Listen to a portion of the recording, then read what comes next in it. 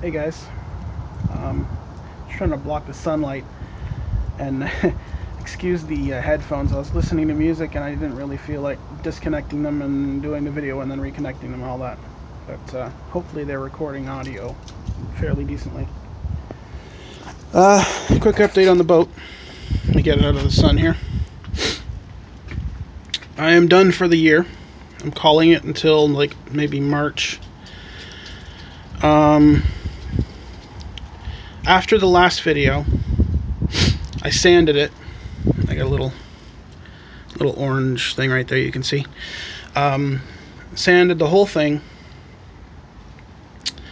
and then actually I scraped it. You can see right there, I might be able to zoom into it. I had a razor blade. See if I can fish one of these out. Just a cheap razor blade. Just one of these guys. I put that in a pair of vice grips because I saw somebody else do that on YouTube. Seemed to work out okay for him. And it actually worked out really well for me. I think next time I do this, I'm not going to even bother sanding until after I've scraped. But I just took the vice grips and scraped the whole boat, which isn't easy 2 inches at a time. But I did the whole thing.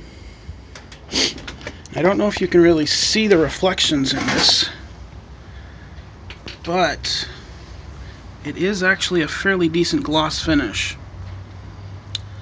Yeah, you can see the reflection there. Isn't that nice? A little bit wavy, but overall it turned out really well. If I were to do this again, I should have thought about this at the time, but I saw a couple people using a heat gun to pop the air bubbles, and you know what? Let's go like this. I saw people using a heat gun to both pop the air bubbles and keep the epoxy really fluid so it flows to a flat surface.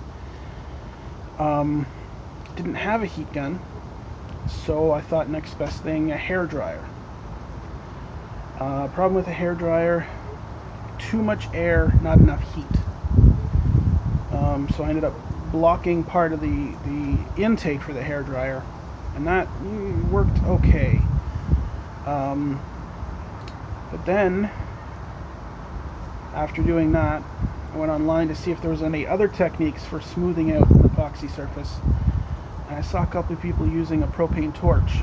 Should have thought of that. Didn't. I will next time now.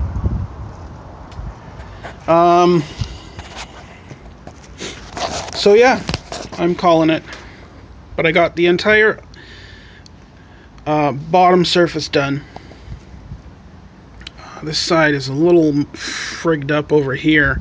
I don't know how that happened, but there was a bunch of runs and stuff. I'll have to scrape that. It should look okay. I missed a spot right here while I was patching. I cut this away because there was an air bubble, but I missed it. But I did fill in some of the others. That was one. There was one up there. I'll put another coat on that in the spring.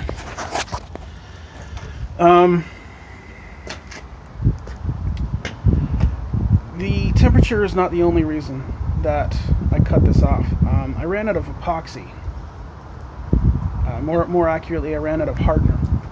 Well, I'm using epoxy, so it's like the part B. You have a part A and a part B. I ran out of part B.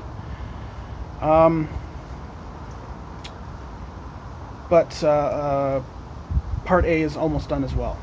I only might have 200 or 300 milliliters left. So if you are going to take on this project and do as much epoxy work as I have, I've put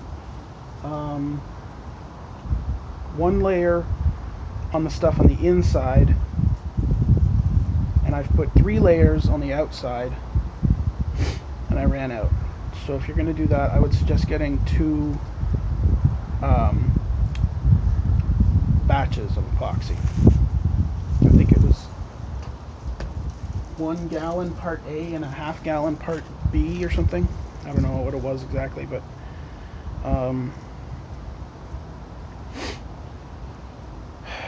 if you just plan on doing it as per the instructions, one should be plenty.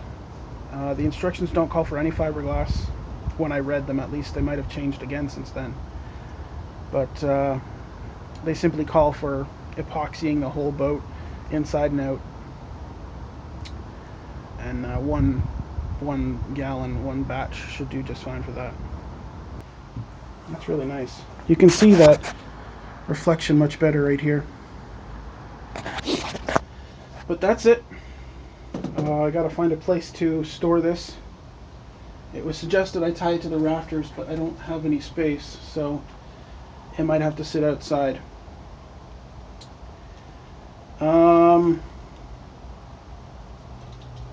I talked for way too long now. You guys have yourselves a good day, and come back next week.